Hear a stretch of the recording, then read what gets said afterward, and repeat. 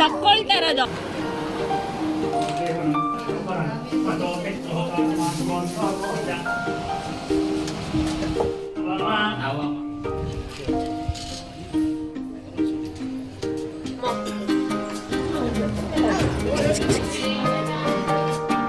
ಸಾಕಿ ನಾನು ನೋಡ್ತಾ ಇದ್ದೀನಿ ನೋಡಮ್ಮ ಅದೇ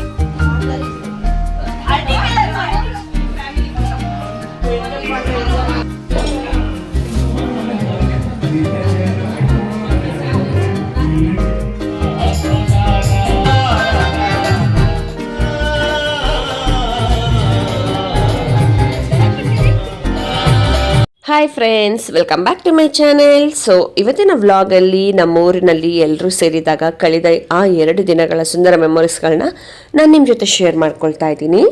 ಅಂದ ಹಾಗೆ ನಮ್ಮ ದೊಡ್ಡಪ್ಪನ 11ನೇ ಕಾರ್ಯ ಇತ್ತು. ಅದಕ್ಕಾಗಿ ಊರಿಗೆ ಎಲ್ಲರೂ ಬಂದಿದ್ದರು. ಬಹಳ ದಿನಗಳ ನಂತರ ಎಲ್ಲ ಫ್ಯಾಮಿಲಿ ಮೆಂಬರ್ಸ್ ಸೇರಿರೋದನ್ನ ನೋಡಿ ಆ ಕ್ಷಣಗಳನ್ನ ನಾನು ಕ್ಯಾಮ್ರಾದಲ್ಲಿ ಕ್ಯಾಪ್ಚರ್ ಮಾಡಬೇಕು ಅಂತ ಅನಿಸ್ತು.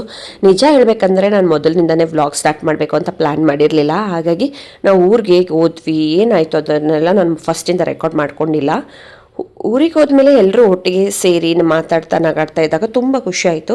ಎಷ್ಟೊಂದು ದಿನಗಳ ನಂತರ ಫ್ಯಾಮಿಲಿಯವರೆಲ್ಲ ಒಟ್ಟಿಗೆ ಸಿಕ್ಕಿರೋದ್ರಿಂದ ಆ ಕ್ಷಣಗಳನ್ನ ಮಿಸ್ ಮಾಡ್ಕೋಬಾರ್ದು ಅಂತ ಅನಿಸಿ ಅಲ್ಲಿಂದ ವ್ಲಾಗ್ನ ಸ್ಟಾರ್ಟ್ ಮಾಡಿದೆ. ಊರಲ್ಲಿ ನಮ್ಮೆಲ್ಲ ಫ್ಯಾಮಿಲಿ ಮೆಂಬರ್ಸ್ ಸಿಕ್ಕಿದ್ರು. ಅವ್ರ ಜೊತೆ ಹೇಗೆ 2 ದಿನಗಳನ್ನ ಕಳೆದ್ವಿ, ಏನೆಲ್ಲ ಮಾತುಕತೆ, ನಗು, ಖುಷಿ ಕ್ಷಣಗಳು ಎಲ್ಲ ಪ್ರತಿಯೊಂದು ನಾನು ಇವತ್ತಿನ ವ್ಲಾಗಲ್ಲಿ ನಿಮ್ಮ ಜೊತೆ ಶೇರ್ ಮಾಡಿದ್ದೀನಿ. ಸೊ ಈ ವ್ಲಾಗ್ ನೀವು ಇಷ್ಟ ಆಗ್ಬೋದು. ಇಷ್ಟ ಆಗೋ ಮುಂಚೆನೇ ನೀವು ಕಂಟಿನ್ಯೂ ಮಾಡೋ ಮುಂಚೆನೇ ಪ್ಲೀಸ್ ಯಾರಾದರೂ ನನ್ನ ಚಾನಲ್ನ ಸಬ್ಸ್ಕ್ರೈಬ್ ಮಾಡ್ಕೊಳ್ದೆ ನೋಡ್ತಾರೆ, ಪ್ಲೀಸ್ ಸಬ್ಸ್ಕ್ರೈಬ್ ಮಾಡ್ಕೊಂಡು ಸಪೋರ್ಟ್ ಮಾಡಿ.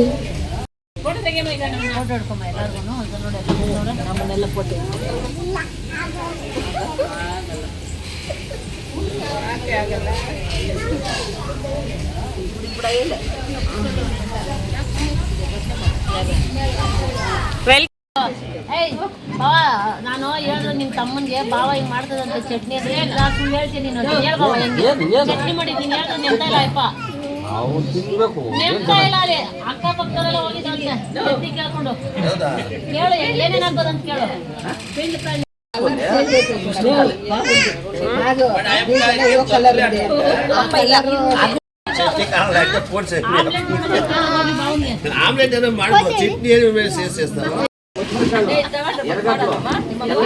ಮಾಡುತ್ತೆ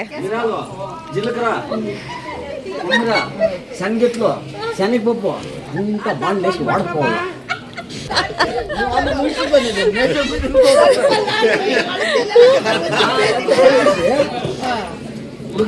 బాగా అనకేం చదువుతుంది మిక్సీ బాగా రుబ్బేసి కొంచెము తిరుపతికి 2 సాసులు 2 ఇది శనగపాలు 2 నాకు అదేమో గుండుగా ఉంటాయి. మిరాలు కదా ఉద్దిపాలు ಅವತ್ತು ಬೇಯಿಸಿ ಕರಪಾಕ చేసి ಮೂರು ಬಾಲ್ ಪಡ್ಕೊತೀನಿ ರಪ್ಪ ಇದೆ.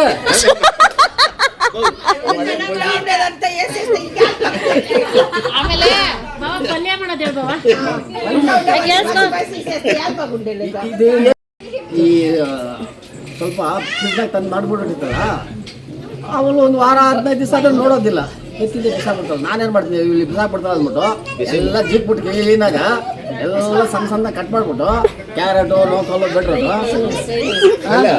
ಕ್ಲೀನ್ಗ ಬಾగా ఉడికిపెట్టి ఆ నీళ్ళంతా ఉంచేసి తిరుగుబా తీసేస్తే పళ్ళు మేము ఏమంటుంది అదిలే అక్క ఆగొడಕೊಂಡು తింటది.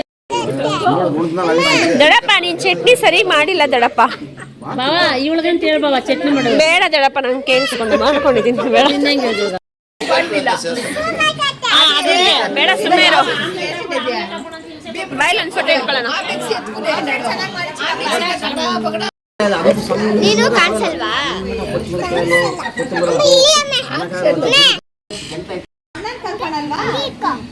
ಅಣ್ಣ ಗೊಂಬೆ ಅಣ್ಣನ್ ಕರ್ಕೋ.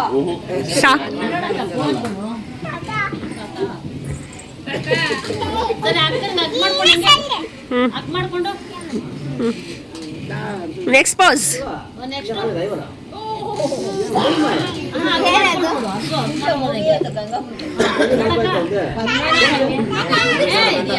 ತಕ್ಕೊಳ್ತಾ ಇರೋದು.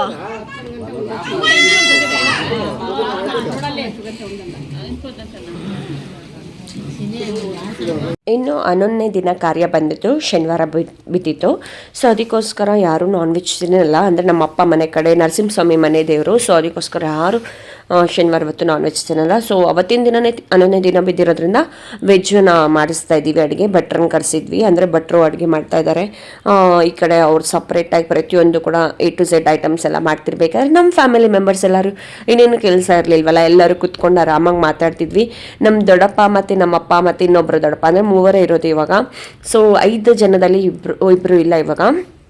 ಒಳ್ಳೆ ಪಾಂಡವರ ಥರ ಇದ್ದರು, ಇವಾಗ ಇಲ್ಲ, ಇನ್ನು 3 ಇದ್ದಾರೆ. ಸೊ ಅವ್ರ ಮೆಮೊರೀಸ್ ಎಲ್ಲ ನೆಕ್ಸ್ಟ್ ಟೈಮ್ ನೋಡಿದ್ರು ಕೂಡ ಖುಷಿ ಆಗುತ್ತೆ. ನಮ್ಮ ದೊಡ್ಡಪ್ಪ ಒಂದು ಅಡುಗೆ ಮಾಡಿದ ರೆಸಿಪಿ ಅವ್ರ ತಮ್ಮನ ಹತ್ರ ಹೆಂಗೆ ಹೇಳ್ತಾ ಇದ್ರು ಅದನ್ನೆಲ್ಲ ನಾನು ಕ್ಯಾಪ್ಚರ್ ಮಾಡಿಕೊಂಡೆ. ನೆಕ್ಸ್ಟ್ ಟೈಮ್ ನಾವು ಓಪನ್ ಮಾಡಿ ನೋಡಬೇಕಂದ್ರೂ ಎಷ್ಟೊಂದು ಇರುತ್ತೆ ಈ ಥರ ವಿಡಿಯೋ. ಆ್ಯಕ್ಚುಲಿ ನನ್ನ ಹಳೇ ಯೂಟ್ಯೂಬ್ ಚಾನಲಲ್ಲಿ ಇದೇ ಥರ ನನ್ನ ಫ್ಯಾಮಿಲಿ ಮೆಂಬರ್ಸ್ದು ಪ್ರತಿಯೊಂದು ಕೂಡ ನಾನು ತುಂಬಾ ಮೆಮೊರೀಸ್ನ ಕಲೆಕ್ಟ್ ಮಾಡ್ಕೊಂಡಿದ್ದೆ. ಅನ್ಫಾರ್ಚುನೇಟ್ಲಿ ಅದು ಕಾಪಿರೈಟ್ಸಿಂದ ಟರ್ಮಿನೇಟ್ ಆಗಿ ಇವಾಗ ಯಾವ ಮೆಮೊರೀಸ್ ಕೂಡ ನನ್ನ ಜೊತೆ ಉಳ್ಕೊಂಡಿಲ್ಲ. ಅಟ್ಲೀಸ್ಟ್ ಈ ಚಾನಲ್ ಆದರೂ ನೀಟಾಗಿ ಸೆಕ್ಯೂರ್ ಮಾಡಿ ಪ್ರತಿಯೊಂದು ಕಾಪಾಡ್ಕೋಬೇಕು ಅಂತ ಅನಿಸುತ್ತೆ. ಇವಾಗ ನಮ್ಮ ದೊಡ್ಡಪ್ಪ ಯಾರು ತೀರೋದ್ರು, ಅವ್ರದ್ದು ನಾವು ಹಬ್ಬಕ್ಕೆ ಹೋಗಿದ್ವಿ. ಹಬ್ಬಕ್ಕೆ ಹೋದಾಗ ಗೊಂಬೆ ಜೊತೆ ಒಂದಷ್ಟು ಆಟ ಆಡಿದ್ದಾರೆ. ಆ ಮೆಮೊರೀಸ್ ನನ್ನ ಹತ್ರ ಈಗಲೂ ಇದೆ.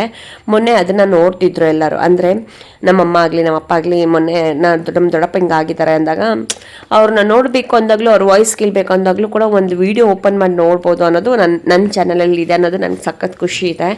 ಸೊ ಆ ಒಂದು ಮೆಮೊರೀಸ್ನ ಕಲೆಕ್ಟ್ ಮಾಡ್ಕೊಳ್ಳೋದೇ ನಂಗೆ ತುಂಬ ಇಷ್ಟ. ಯೂಶ್ವಲಿ ನಾನು ಜಾಸ್ತಿ ವೀಡಿಯೋಸು, ಜಾಸ್ತಿ ಫೋಟೋಸ್ ಇದೆಲ್ಲ ನಂಗೆ ತುಂಬಾ ಇಷ್ಟ ಕಲೆಕ್ಟ್ ಮಾಡಿ ಇಟ್ಕೊಳ್ಬೇಕು ಅನ್ನೋದು. ಸೊ ಅದೊಂದು ಪರ್ಪಸ್ಗೋಸ್ಕರ ಇವಾಗ ಎಲ್ಲ ಕಲೆಕ್ಟ್ ಮಾಡ್ಕೊತಾ ಇದ್ದೆ. ಇನ್ನು ಇಲ್ಲಿ ಕೂಡ ಒಂದಷ್ಟು ಏನೋ ಅದು ಪೂಜೆ ಇರುತ್ತಲ್ಲ ಅದನ್ನು ಮಾಡ್ತಿದ್ರು. ಅದ್ರ ಬಗ್ಗೆ ನಂಗೆ ಎಕ್ಸಾಕ್ಟಾಗಿ ಹೆಂಗೆ ಹೇಳೋದು ಅಂತ ಗೊತ್ತಿಲ್ಲ. ಇನ್ನು ಅಡುಗೆ ಎಲ್ಲ ಒಂದು ಕಡೆ ಆಗಿದೆ. ಸರಿ, ಒಂದು ಸ್ವಲ್ಪ ಜನ ಎಲ್ಲರೂ ಇಲ್ಲಿ ಒಳಗಡೆ ಕೂತ್ಕೊಳ್ಳೋಕ್ಕಾಗಲ್ವಲ್ಲ, ಸ್ವಲ್ಪ ಜನ ನಾವು ಮೊನ್ನೆ ರೀಸೆಂಟಾಗಿ ಊರಿಗೆ ಮದುವೆಗೆ ಹೋಗಿದ್ವಲ್ವ, ನಮ್ಮ ದೀಪು ಮದುವೆಗೆ ಆಲ್ಬಮ್ ಎಲ್ಲ ತಂದಿದ್ರು ಅವರು. ಇವಾಗ ಎಲ್ಲರೂ ಸೇರಿರ್ತಾರೆ ಅಂತ ಹೇಳಿ ಆಲ್ಬಮು ಮತ್ತು CD ಎಲ್ಲ ತಂದಿದ್ರು. ಸೊ ಅದಕ್ಕೋಸ್ಕರ ಇವಾಗ ಫೋಟೋಸ್ನ ನೋಡ್ತಾ ಇದ್ದೀವಿ. ನೋಡ್ಬೋದು, ನನ್ನ ಗೋಪಿ ಇದು ನಮ್ಮದು ಮಾತ್ರ ಹಿಡ್ಕೊಂಡಿದ್ದಾರೆ. ಇದು ಗೋಪಿ ನೋಡ್ತಾ ಇರೋದು ಫೋಟೋ. ಆ್ಯಕ್ಚುಲಿ ಅವತ್ತಿನ ದಿನ ನನಗೆ ವರ್ಕ್ ಇತ್ತು, ನಾನು ಅಲ್ಲಿ ಲ್ಯಾಪ್ಟಾಪ್ ಎತ್ಕೊಂಡೋಗಿ ನಾನು ಅಲ್ಲೇ ಊರಲ್ಲೇ ವರ್ಕ್ ಮಾಡಿದೆ. ಸೊ ಅದಕ್ಕೆ ನಾನು ಬ್ಯುಸಿ ಇದ್ದಾಗ ಈ ಅಡುಗೆದಾಗಿರ್ಬೋದು, ಈ ಪೂಜೆದಾಗಿರ್ಬೋದು, ಇದೆಲ್ಲ ನನಗೆ ಗೋಪಿನೇ ಕ್ಲಿಪ್ಪಿಂಗ್ಸ್ನ ಇಟ್ಕೊಟ್ಟಿರೋದು. ನಾನು ಗೋಪಿಗೆ ಹೇಳಿದೆ ಕ್ಲಿಪ್ಪಿಂಗ್ಸ್ ಇಟ್ಕೊಡು ಅಂತ. ಸೊ ಅವ್ರು ಪ್ರತಿಯೊಂದು ಕೂಡ ಶೇರ್ ಮಾಡಿದ್ದಾರೆ. ಇವರು ಇನ್ನು ನಮ್ಮ ಅಜ್ಜಿ ತಾತ, ಅಂದರೆ ನಮ್ಮಪ್ಪ ಅವರ ಅಮ್ಮ ಮತ್ತು ಅಪ್ಪ ಇಬ್ಬರು ಇಲ್ಲ. ಅದ್ರ ಜೊತೆ ಇವಾಗ ಅವ್ರ ಮಕ್ಕಳು ಕೂಡ ಇಬ್ಬರು ಇಲ್ಲ, ಇನ್ನು 3 ಇದ್ದಾರೆ. ಸೊ ಒಂದೊಂದು ಸಲ ನೆನೆಸ್ಕೊಂಡಾಗ ಬೇಜಾರಾಗುತ್ತೆ. ಹುಟ್ಟಾದ್ಮೇಲೆ ಸಾವು ಖಚಿತ ನಿಜ. ಬಟ್ ಏನೋ ನಮ್ಗೆ ಇಷ್ಟ ಆಗಿರೋರಿಲ್ಲ ಅಂದಾಗ ಆಗೋ ನೋವೇ ಬೇರೆ. ಏನು ಮಾಡೋಕ್ಕಾಗಲ್ಲ. ಅವ್ರಿಗೂ ಹುಷಾರಿಲ್ಲದೆ ಈ ಥರ ತೀರ್ಕೊಂಡ್ರು. ಸರಿ, ಇನ್ನು ಅಡುಗೆನೆಲ್ಲ ಒಂದೊಂದು ಚಿಕ್ಕದಕ್ಕೆ ಬಡಿಸೋದಕ್ಕೆ ಚಿಕ್ಕ ಚಿಕ್ಕ ಪಾತ್ರೆಗಳಿಗೆ ಕನ್ವರ್ಟ್ ಮಾಡ್ಕೊತಾ ಇದ್ರು. ನಾನಿಲ್ಲಿ ವರ್ಕ್ ಮಾಡ್ತಾಯಿದ್ದೀನಿ ಮೇಲ್ಗಡೆ. ಆವಾಗ ಕ್ಲಿಪ್ಪಿಂಗ್ಸ್ ತಗೊಂಡಿರೋದು ಇದು. ಇವಳು ಅಮ್ಮು, ಅವಳು ಅಮ್ಮು, ಇಬ್ಬರು ನನ್ನ ಮಕ್ಕಳು, ಹೆಣ್ಮಕ್ಳು. ಇವಳು ಫಸ್ಟ್ ಅಮ್ಮ, ಅವಳು ಸೆಕೆಂಡ್ ಅಮ್ಮು, ನಮ್ಮ ಅಕ್ಕನ ಮಗಳು. ಹಾಕಿ ಹಂಗೆ ನೀರು ಮೂಲೆಗಿಲ್ಲ.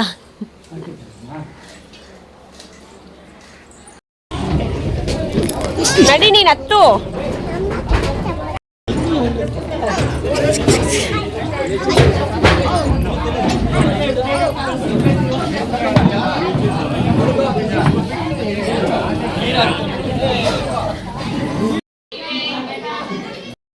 ಸಾಕಿ ಮಶ್ರೂಮಾ.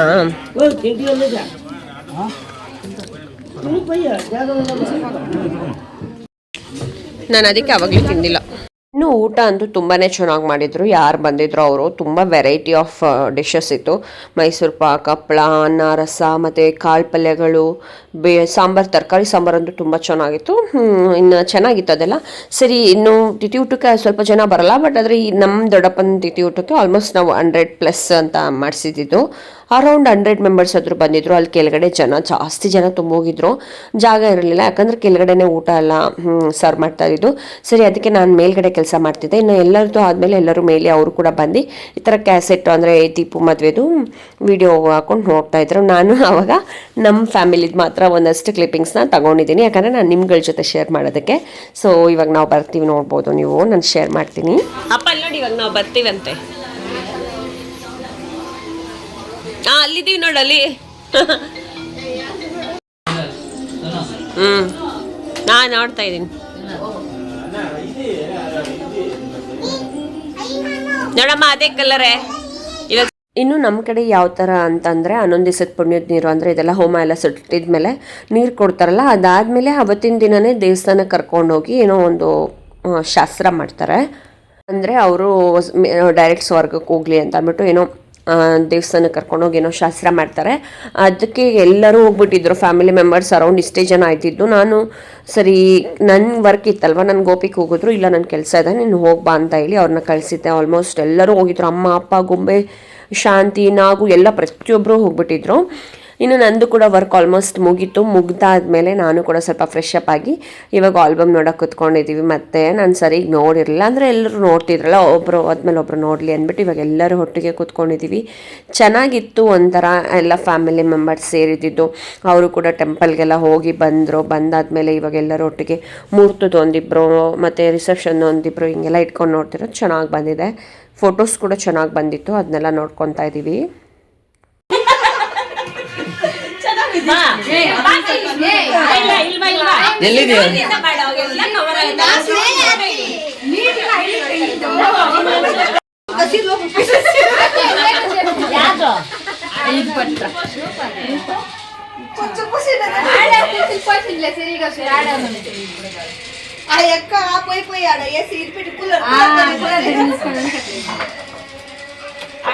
తల్లు క్లీన్గా పొండి అర్థం తల్లు అట్లే ఉంది అట్లా క్లీన్గా ఫోటో ఎంత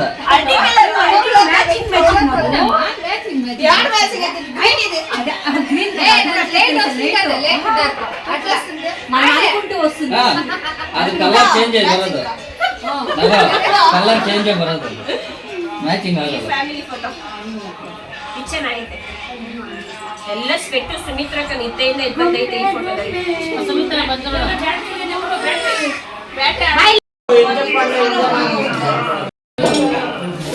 ನಮ್ಮ ಅಕ್ಕ ನೋಡಿ ಎಷ್ಟು ಕಷ್ಟಪಟ್ಟು ಬಡಿಸ್ತಾಳೆ. ಹೇಳ್ತಾ ಇದ್ದೀನಿ, ಅದಕ್ಕೆ ತುಂಬಾ ಶ್ರಮಜೀವಿ ನಮ್ಮ ಅಕ್ಕ. ಊರ ಕಡೆ ಹೆಂಗೆ ಅಂದರೆ ನಮ್ಮ ದೊಡ್ಡಪ್ಪ ತೀರೋಗಿದ್ದ ದಿನಾನೂ ಕೂಡ ಭಜನೆ ಇಡಿಸಿದ್ರು. ಅಂದರೆ ನೈಟ್ ಹೊತ್ತು ಮಲಗಬಾರ್ದು, ಯಾರು ಕೂಡ ಮಲಗಿದ್ರೆ ಅವ್ರಿಗೆ ಕಷ್ಟ ಆಗುತ್ತೆ ಅಂತ ಏನೋ ಹೇಳ್ತಾರೆ. ಸೊ ಅದಕ್ಕೆ ನೈಟ್ ಹೊತ್ತು ಆ ಥರ ಭಜನೆ ಇಡಿಸ್ತಾರೆ. ಇನ್ನು ಇವತ್ತು 11ನೇ ದಿನ ಕೂಡ ಅಷ್ಟೇ, ಇವತ್ತು ಕೂಡ ಒಂದು ಭಜನೆ ಕಾರ್ಯಕ್ರಮನ ಇಡಿಸಿದ್ರು. ಸೊ ಅವರೆಲ್ಲರೂ ಬಂದಿದ್ದರು. ಮತ್ತು ನಾವು ಕೂಡ ಹಾಡನ್ನ ರಿಕ್ವೆಸ್ಟ್ ಮಾಡ್ಬೋದು ಯಾವ ಹಾಡು ಆಡಬೇಕಂತ. ಸೊ ಹಿಂಗೆ ಎಲ್ಲ ಇಡೀ ಫ್ಯಾಮಿಲಿ ಮೆಂಬರ್ಸ್ ಹಿಂಗೆ ಕೂತ್ಕೊಂಡಿರ್ತೀವಿ. ತುಂಬ ಚೆನ್ನಾಗಿರುತ್ತೆ ಊರ ಕಡೆ ಎಲ್ಲ. ಇನ್ನೂ ಎಷ್ಟೊಂದು ಜನ ಬರಬೇಕು. ಬೆಂಗಳೂರಲ್ಲಿ ಈ ಥರ ಎಲ್ಲ ಇರಲ್ಲ, ಬಟ್ ಇಲ್ಲಿ ಚೆನ್ನಾಗಿರುತ್ತೆ, ಹಿಂಗೆಲ್ಲ ಇರುತ್ತೆ, ನೋಡೋದಕ್ಕೆ ಒಂಥರ ಖುಷಿ. ಸೊ ಹಳ್ಳಿ ವಾತಾವರಣ ಮತ್ತು ಹಳ್ಳಿ ಲೈಫ್ ಅದಕ್ಕೆ ಚೆಂದ ಅನ್ನೋದಲ್ವ.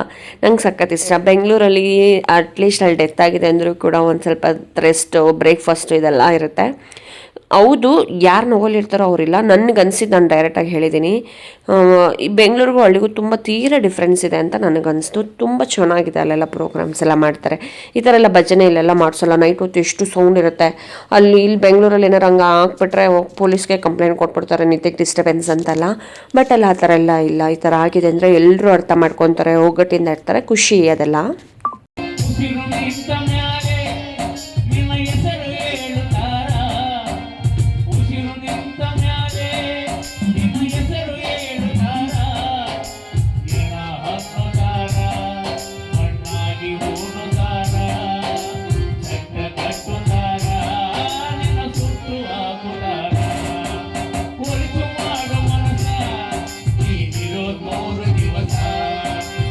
స్వర్గం చిక్కిందో లేదో, ముఖ్యంగా తమ్ముడు రక్త సంబంధం మా మామ పాటు పడతారు.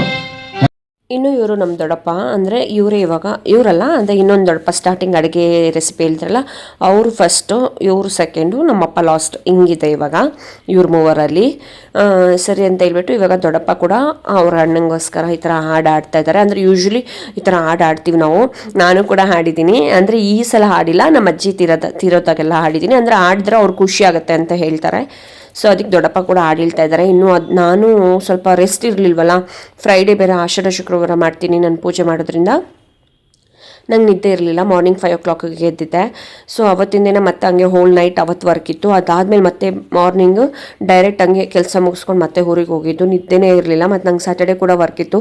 ಫುಲ್ ಟಯರ್ಡ್ ಆಗಿಬಿಟ್ಟಿತ್ತು. 2 days ನಿದ್ದೆ ಇಲ್ದಿರೋದ್ರಿಂದ ಸಖತ್ ಸುಸ್ತು ಅನಿಸ್ತಿತ್ತು. ನಾನು ಒಂದು ಸ್ವಲ್ಪ ಹೊತ್ತು ಒಂದು ಅರೌಂಡ್ 12 ಗಂಟೆವರೆಗೂ ಇದ್ಬಿಟ್ಟು ನಾನು ಆಮೇಲೆ ಹೋಗ್ಬಿಟ್ಟೆ. ತಡೆಯೋಕ್ಕಾಗಿಲ್ಲ, ನಿದ್ದೆ ಕಂಟ್ರೋಲ್. ಯೂಶ್ವಲಿ ನಾನು ನೈಟ್ ಹೊತ್ತು ನಿದ್ದೆನೇ ಮಾಡಲ್ಲ. 2 ದಿವಸ ನಿದ್ದೆ ಇಲ್ಲದೆ ಇರೋ ಕಾರಣದಿಂದ ನಾನು ಹೋಗ್ಬಿಟ್ಟೆ. ಗೋಪಿಗೆ ಹೇಳಿದೆ ನನ್ನ ಕೈಯಲ್ಲಿ ಆಗ್ತಾಯಿಲ್ಲ, ನಾನು ಹೋಗಿ ಮಲ್ಕೊಳ್ತೀನಿ ಅಂತ ಹೇಳಿ. ನಮ್ಮ ಅಮ್ಮ ಹೇಳ್ತಾಯಿದ್ರು. ಆಮೇಲೆ ನಮ್ಮ ದೊಡ್ಡಪ್ಪ ಅವ್ರ ಅಣ್ಣ ತಮ್ಮಂದಿರಿಗೋಸ್ಕರನೇ ಏನೋ ಅಮೌಂಟ್ ಎಕ್ಸ್ಟ್ರಾ ಎಲ್ಲ ಕೊಟ್ಟರೆ ಅವ್ರು ಇನ್ನೂ ಚೆನ್ನಾಗಿ ಆಡ್ತಾರೆ. ಆ ಥರ ಎಲ್ಲ ಆಡಿಸಿ ಅವ್ರ ಅಣ್ಣ ತಮ್ಮಂದಿರ ಬಗ್ಗೆ ಏನೋ ಆಡಿಸಿದ್ರಂತೆ. ಅವಾಗ ಎಲ್ಲರೂ ಹತ್ತಿದ್ರಂತೆ. ತುಂಬ ಚೆನ್ನಾಗಿತ್ತು ನೈಟು. ನೀನು ಮಲಗಿಬಿಟ್ಟೆ, ಮಲಗಬಾರ್ದಾಗಿತ್ತು, ಸಖತ್ತಾಗಿತ್ತು ನೈಟು ಅಂತಿದ್ರು. ಏನು ಮಾಡೋಕ್ಕಾಗಲ್ಲ, ನನಗೂ ನಿದ್ದೆ ಇರಲಿಲ್ವಲ್ಲ, ಟಯರ್ಡ್ ಆಗಿದ್ದೆ ಅಂದ್ಕೊಂಡು ಆಮೇಲೆ ಸುಮ್ಮನಾದೆ. ಬಟ್ ಚೆನ್ನಾಗಿತ್ತು ಅಂತೂ. ಎಲ್ಲರೂ ಬೆಳಗ್ಗೆ ಹೊತ್ತು ಎಲ್ಲರ ಬಾಯಲ್ಲೂ ಅದೇ ಬರ್ತಿತ್ತು, ನೀನು ಮಲಗಬಾರ್ದಾಗಿತ್ತು, ಆಮೇಲೆ ಸಖತ್ತಾಗಿತ್ತು ಅಂತ. ಬಟ್ ಯಾರಿಗೆ ಗೊತ್ತು, ಆಮೇಲೆ ಯಾರು ಕ್ಯಾಪ್ಚರ್ ಮಾಡ್ಕೊಂಡಿಲ್ಲ ವಿಡಿಯೋ. ನಾನು ಮಲ್ಕೊಂಡ್ಮೇಲೆ ಒಂದು ಸ್ವಲ್ಪ ಹೊತ್ತು ಗೋಪಿ ಕೂಡ ಬಂದು ಮಲಗಿಬಿಟ್ಟಿದ್ರು. ಮೇಲ್ಗಡೆ ಎಲ್ಲರೂ ಮಲ್ಕೊಂಡೋದು, ಕೆಳಗಡೆ ಯಾರು ಮಲಗಲ್ಲ ಯೂಶ್ವಲಿ. ಸೊ ಕೆಳಗಡೆ ಈ ಥರ ಪ್ರೋಗ್ರಾಮ್ಸ್ ನಡೀತಿತ್ತು.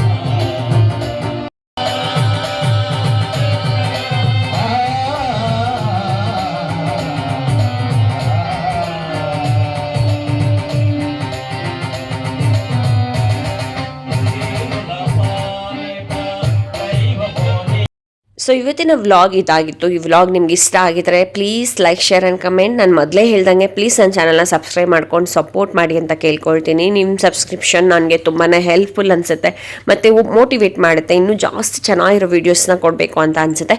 ಮತ್ತು ಈ ವಿಡಿಯೋ ಹೇಗಿತ್ತು, ನಮ್ಮ ಊರಿನ ವಾತಾವರಣ ಮತ್ತು ನಾವು ಹೆಂಗೆ ಅನಿಸ್ತು ನಿಮಗೆಲ್ಲ ಅಂತ ಹೇಳಿ, ನಿಮ್ಮ ಮನೆ ಕಡೆ ಅಂದರೆ ನಿಮ್ಮ ಹಳ್ಳಿ ಕಡೆ ಅಥವಾ ನಿಮ್ಮೂರ ಕಡೆ ಎಲ್ಲ ಈ ಥರ ಭಜನೆ ಮಾಡ್ತಾರೆ ಅನ್ನೋದನ್ನ ಕಮೆಂಟ್ ಸೆಕ್ಷನಲ್ಲಿ ತಿಳಿಸಿ. ಮಾಡ್ತಾರೆ ಅಂದರೆ ಹೌದು, ಇಲ್ಲಾಂದರೆ ಇಲ್ಲ ಅಷ್ಟೇ. ನೆಕ್ಸ್ಟ್ ವ್ಲಾಗಲ್ಲಿ ಸಿಗ್ತೀನಿ. Thanks for watching. ಬಾಯ್.